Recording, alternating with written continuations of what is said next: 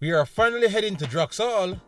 We will have a huge top of the table clash, and goals were hard to come by in the midweek. All this and more on this Match Week 7 preview show.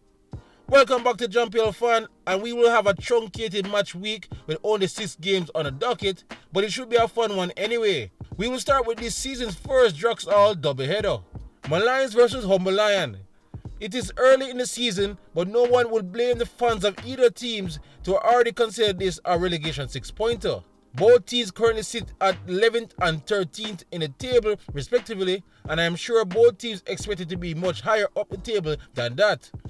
Humble Lion are the favourites, however. They have only lost 1 game this season and just need to convert more of their draws into wins.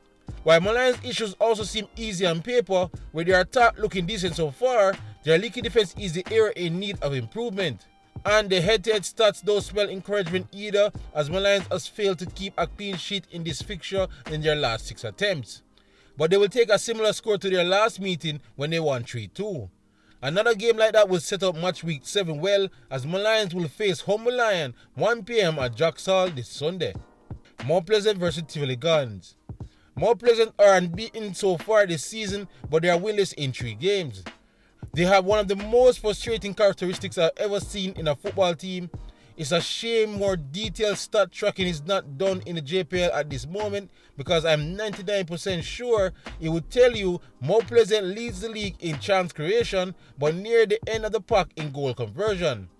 Summer signing Raheem Edwards has been the latest number 9 tasked with putting away those chances, but he must be on thin ice after failing to score so far this season.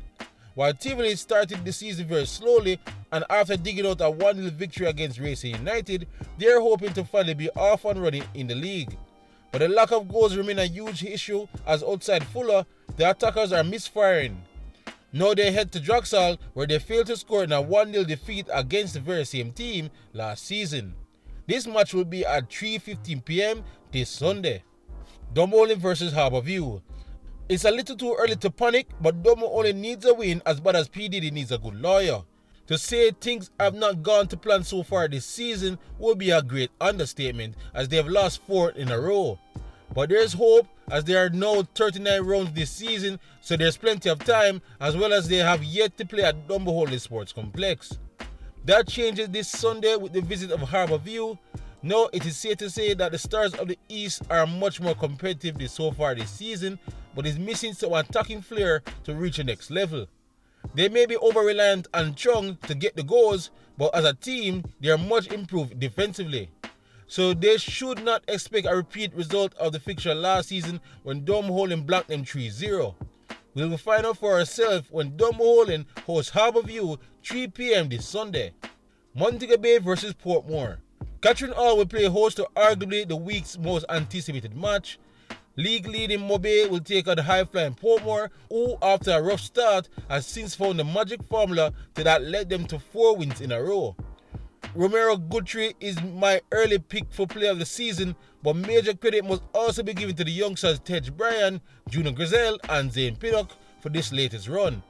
However, they will surely be tested going up against the league's best defense. Sabata is still tinkering with what should be his best attack, but his defense is settled and almost unbreakable. The last time these two met, it ended in a 1-1 draw, so here's hoping for a little more fireworks when Montego Bay United hosts Portmore United 5:30 this Sunday. Chapan Maroons versus Waterh. Chapan so far this season has shown they are not a bad team, but they were found out a little bit in their last match against Portmore.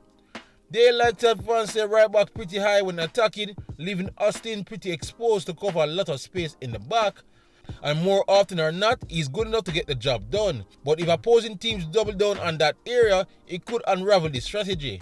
Now they match up against a team in Waterh who likes attacking with overlapping fullbacks, so may also pose significant trouble as well. Leonardo Jibson especially should be looking forward to this matchup and continue to find Bygrave in the box. This game should be one of the more interesting tactical matchups so far this season, and we should all pay keen attention this Monday when they face each other at the Anthony Spalding Complex at 5 PM. Racing United versus Vere Phoenix United. Some will say Vere was lucky to get by Dumbo last week, but a win breeds confidence, and they will look to display a better showing this weekend against Racing United.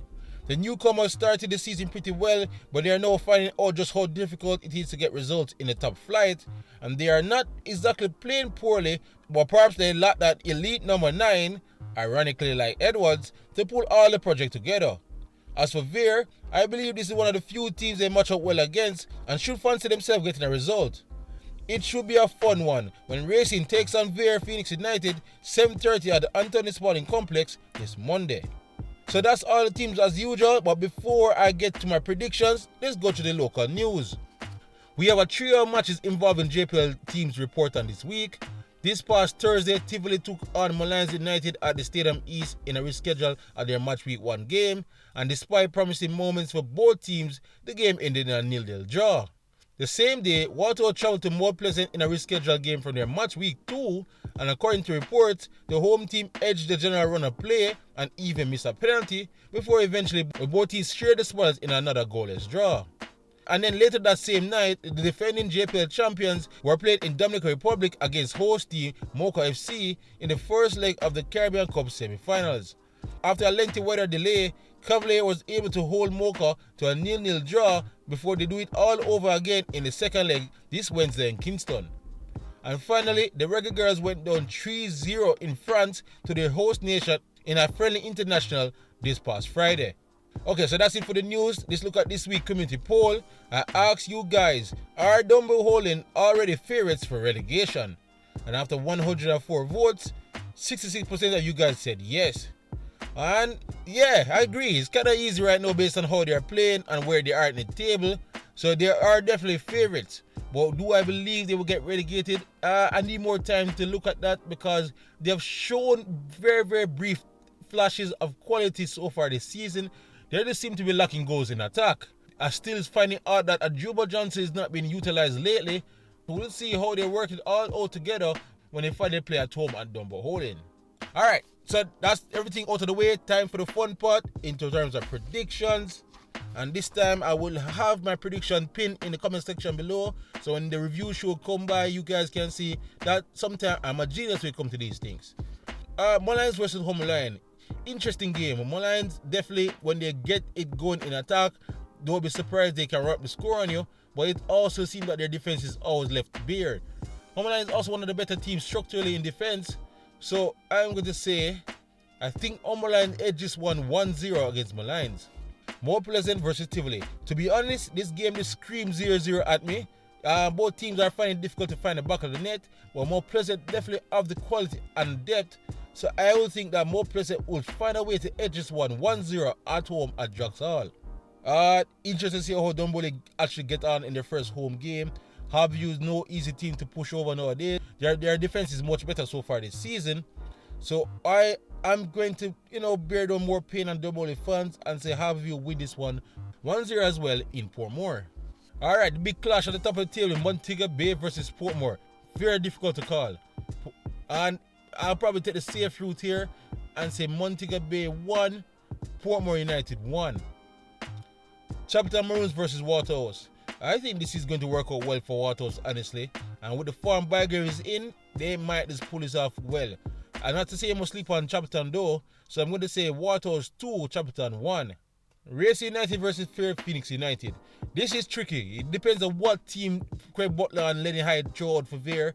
And yeah, they won their last game, so they should be breathing in confidence, while Racing is probably low on confidence himself. This might edge to Veer again. So I'm going to go Veer 2, Racing United 1. But yeah, guys, that's all for predictions. As I said to you, it will be in the comment section below.